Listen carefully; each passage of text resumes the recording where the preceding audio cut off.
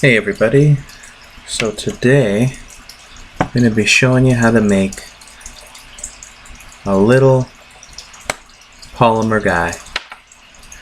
So we're going to start off with this this green that I mixed up. So Fimo and Sculpey and all those guys, they make their own colors, and you know they're known by funky names. Like the Fimo Vanilla. A lot of people use those for making cake charms and little donuts and stuff. I don't have access to that sort of expensive stuff, so what I actually do is I just bought mica powders and then my own alcohol inks, and I mix up my own colors just to try and create my own thing. So I've got this sort of slightly darker bubblegum green, and then I've got this super light, I don't even know what you'd call it, more like a, well, because we're doing an avocado guy today, let's just call it let's call it an avocado green. It's very light. This is like before you chew the bubble gum. This is after you chew the bubble gum. And so normally we would want to be working on a pretty clean surface, but for this tutorial I'm not going to get too fancy. And this is the last pieces that I have of these colors. I would have to mix some more to recreate them, but I'm just going to go ahead and work this clay up and just to soften it a little bit. And what I'm trying to do is just get into a nice, pretty even shape, you know, as round as the eye could tell something is round. And I'm just going to let that sit for a couple of minutes and just firm up again just a little bit, because the problem with the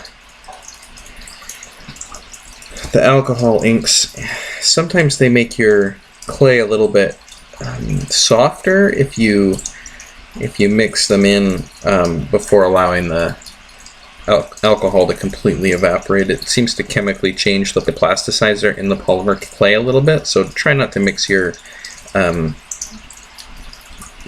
alcohol inks into white polymer clay while it's still wet. So here what I'm doing is I just this darker unchewed bubblegum green that I have, and sorry about the camera shake, my tripod is not here yet, but we're just going to take this darker green, we're going to roll it up a little bit, and I'm actually going to transfer this over onto some wax paper because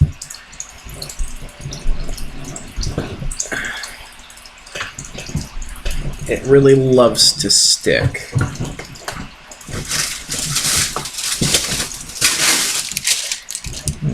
Yeah. Silly me thinking I'm buying a cutting mat that's made of silicone. No, it's just a regular old cutting mat made out of plastic. So everything sticks to it.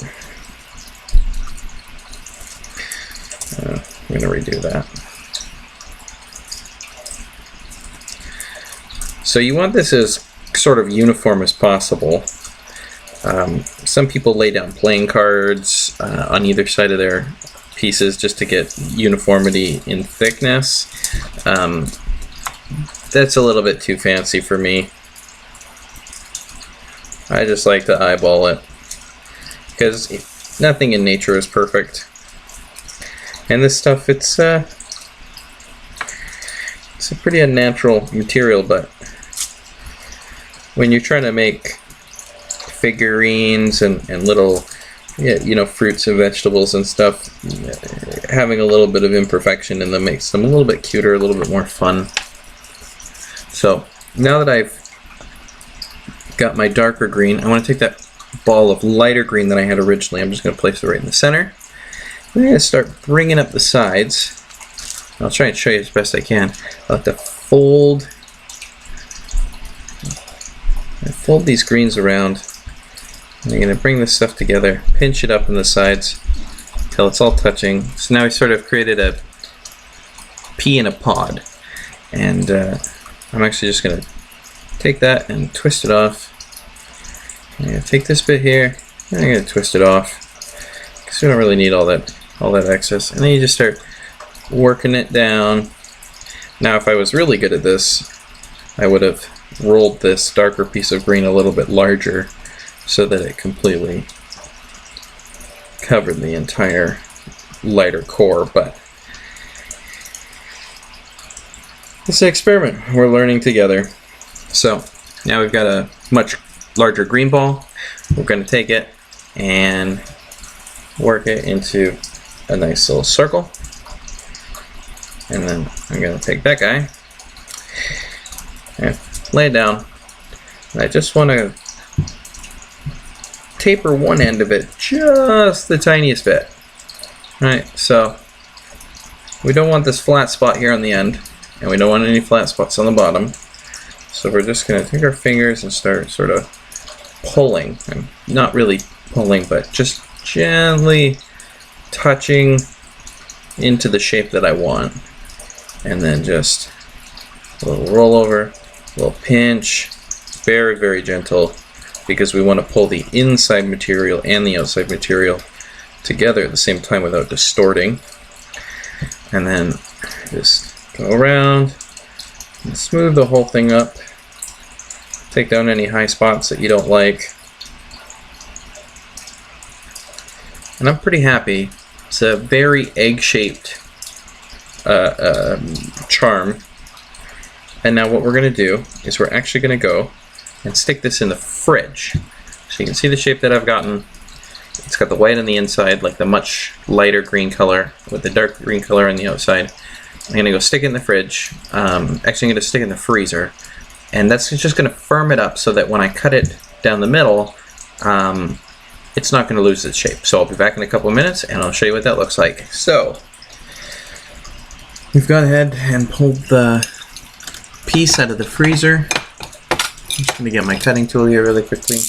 I don't have one of those fancy fleshing knives that lots of people use, but this is what we ended up with. Nice and firm. And I'm going to go ahead and I'm trying to show you my absolute favorite part of all of these types of projects, and that is cutting stuff in half. If you ever watch those cane videos where people just continuously are cutting polymer clay in half to see what the design on the inside looks like, just so much fun to just watch. Okay, so this is what we ended up with. A nice little core. And we got a bit of a flat bottom, which would have been way worse had we not put this in the freezer. But I just want to shape that up a little bit. I'm just going to try and round it down. Get rid of any of that flat spot. And just use our wax paper here to make the face of our avocado flat again. And I'm happy with that guy. This one, see, is super flat. So just try and reshape it, make it nice and round. And you can see, because we didn't use a perfectly uniform thickness outside piece, we got some sort of variation in the outer skin of our avocado, which kind of, I think, makes it a little bit more fun. So put that guy down on the surface. We'll just try to make him nice and flat. And we'll do the same thing with the other guy. Nice and flat. Go over the rear surface. Make sure it's smooth the way you want it to. Won't really matter too much about the fingerprints because we're going to actually put a texture on the back of this. But first things first, we are going to add the pit hole for the avocado seed. So we'll make sure that we're in good focus here. Hold on, because this is a fun part and I want you to be able to see it.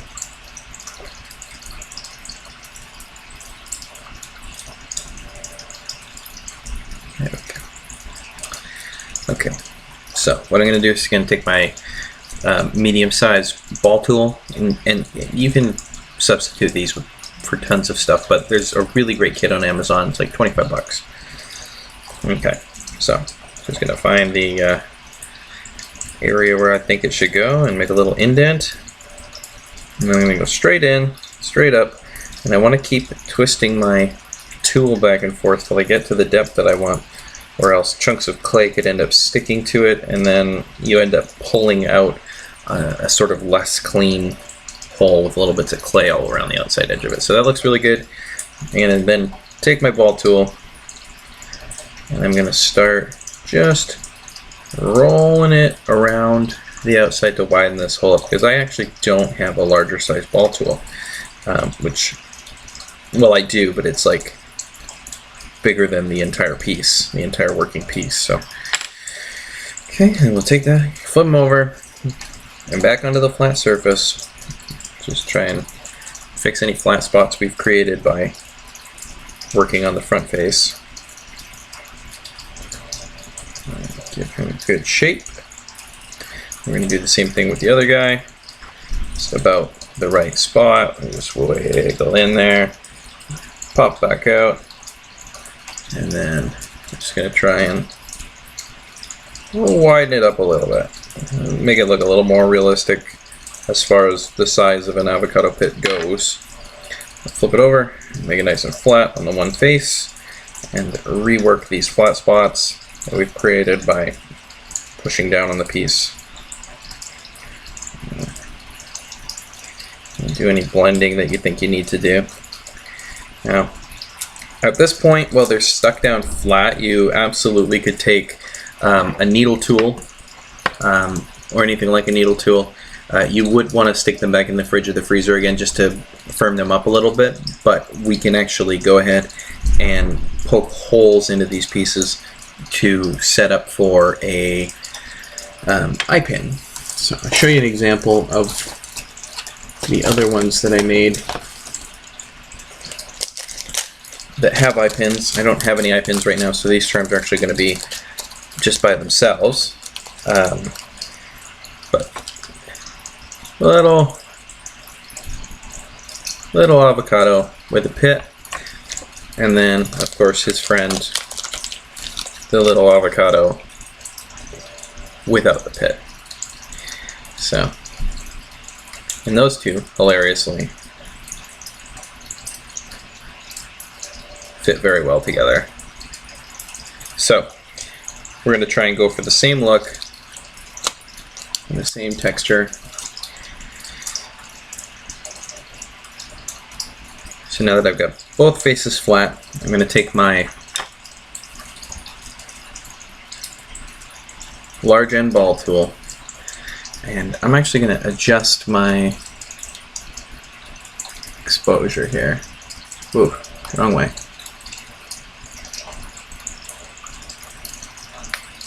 Any better? No. I can't really adjust the level on my lights, but I'm sure that glare is really unpleasant for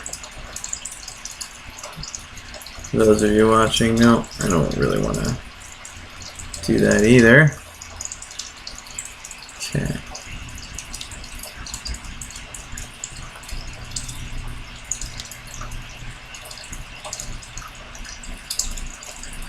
Whew. Yeah, I think we're just basically where we were before. So I just want to take the ball end tool, and I'm going to go around the outside edge at the very base first, and I'm just touching the clay. Now that it's reached room temperature, I can very easily dent it with this ball tool.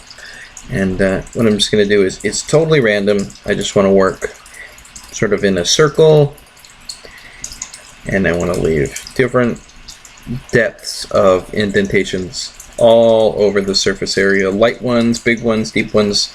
You don't want to push too hard, no more than just a dent, so that you don't deform your shape. But you actually can use the ball tool to bring down any high spots or flat spots, and just round them out while adding this funky fun texture to the outside of your avocado. And we're just going to do this side. And it only takes a couple seconds to really get that golf ball appearance. And then you just kind of go around in between. Then I like to switch it over to a much smaller ball And up near the top of the avocado, where it would normally have been less pronounced, I just go in and I do a bunch of little finer details, and I try to expand those out at the bottom. I want less of these smaller indentations around the bottom area and much more at the top, just because that's how avocados are. And yeah, so that's pretty much that one guy. And so I'll show you what that looks like. Just lift my wax paper here. So maybe a little bit like a brain, but yeah, just a fun little bit of texture on there. And then what I'm going to do is I have this sort of chocolate brown that I made, painstakingly made, mixing red and blue and yellow, and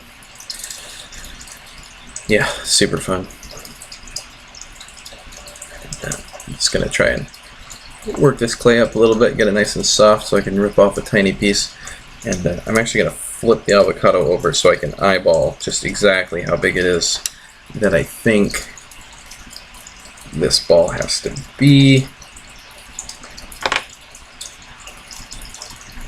And this is the piece we're going to be using for the pit. So just make a small circular ball. And again, we're going to texture this so we don't have to worry too much about fingerprints. And that's way too big, so I'm going to pinch a little material off, roll it into a ball again.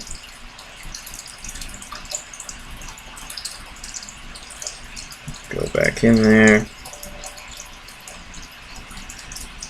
And just give it a little bit of pushing. So we want to be pushing from all sides, including the top, so that it doesn't lose its shape, or you just continue to try and maintain its shape as you get this in there. But now what we can do is take our small ball tool, and this is the time you want to be really careful with your surface, because once the seed is in there, you can't flip it over to continue working on the rear side as easily. So now we're just going to go in here and texture up the surface the same way we textured up the backside, but with the smallest ball tool piece that we have. I'm just going to dot it all over, and this kind of pushing helps consolidate the two pieces together, and it gives the pits just a more realistic texture, which I think avocado pits are pretty smooth. From what I remember, I tried sprouting one not too long ago, and I remember it being very smooth, but I think this just gives it a little bit of a differentiation.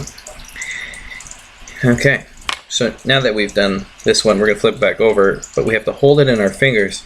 You see we've got this nice flat spot on here now, and we've lost a large amount of our detail. So I like to just support the ball of the pit in between my two fingers so that I'm not squishing it, and just quickly go back in and undefine that flat spot. We want to just work that flat spot back out just by kind of using the ball tool to push the flat spot up again into the middle.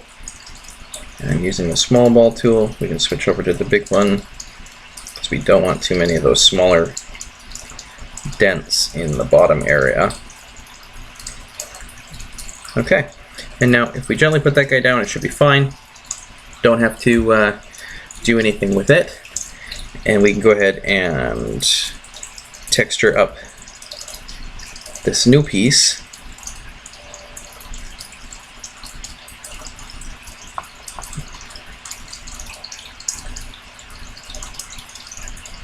And when that's done, I'm going to go stick them in the oven, and we'll take a look at what we've made. So, before we do anything, we'll just make sure that this guy is just the right shape that we're looking for.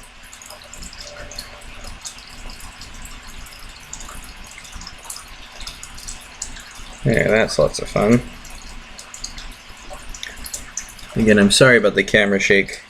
My camera's perched on my wobbly desk, and just have to wait for the tripod to get here so we can set this up properly. Have a few better lights that aren't blinding me and glaring you. Okay, so we've added lots of texture. I'm going with the small end of the ball end tool and smaller indentations at the top of the avocado and more of them. And just go all the way around. I have this thing called tryptophobia, and it's where small irregular patterns of circles make me feel really queasy. And sometimes when I have to look at something like honeycomb's not so bad, but like if I were to take the end of a pencil and start jabbing it into a ball of clay at random and then look down at it, I might actually be physically ill. So this really helps me actually to try and kind of get over that sensory issue that I have with small uneven circles. So if I ever feel queasy or anything, I'll end up pausing the video. You guys all wonder where did I go, but you just assume that I probably had to go find the adult bucket and take a little break, because this is disgusting. Ugh. But anyways, so such a fun little shape. Mortifying for me, but I'm getting better at handling it. Should have seen this other thing that I made that looked like that horrible lotus flower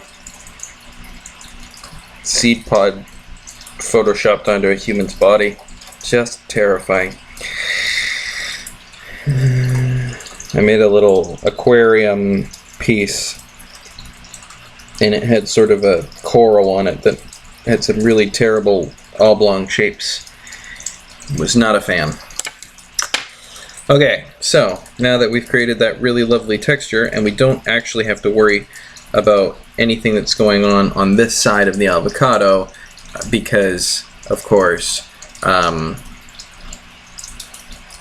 not putting a seed in it, so we don't have to worry about squishing down the face or anything. We can just leave him just the way he is. Now, I know a lot of people, they really like to glaze these guys with like the, you know, the liquid Sculpey. I don't have any. Again, checks in the mail. I'm still waiting to get some supplies. I know that because of the pandemic, some of these companies have had a really hard time getting their stuff out to their consumers. But I'm a patient man. So anyways, I'm gonna go pop these in the oven. Okay, well that's it, you guys. I popped these out of the oven, dropped them in some cold water just to cool them down a little bit quicker. But now we've got a nice, durable, hard plastic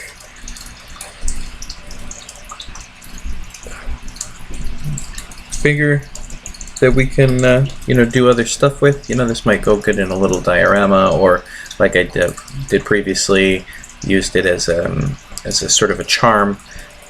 These are lots of fun to make, and they're really great gifts for people. They're super easy and super fast, and you know, your best friend can have one, and you can have one, and you know, you have matching avocados or whatever. You know, you can have avocados that fit together, you know, two halves of a whole. So these make great little friendship charms for bracelets and stuff like that. Really anything that you want to do with them. It's sort of the world's your oyster, I guess you would say. So yeah, lots of fun. And so thanks so much for watching my tutorial. If you have any questions, please leave them in the comments. And you guys, I would really appreciate it if you wanted to check out my Patreon. There's more videos coming. I know this is the first one. The quality's not fantastic, but hopefully we'll get, you know, kind of better at this in time. and you know, there'll be a little bit better video quality so that you know, we're not squinting to try and see what exactly it is that I'm doing. Yeah, so if you like what I do, or if you want to check out my videos in the future, please feel free to subscribe to my channel, hit the bell icon, so that you can get any updates. And yeah, check out my Patreon. We can be friends, and you can support me while I complete my university studies and make little avocados. So thanks again, and bye-bye.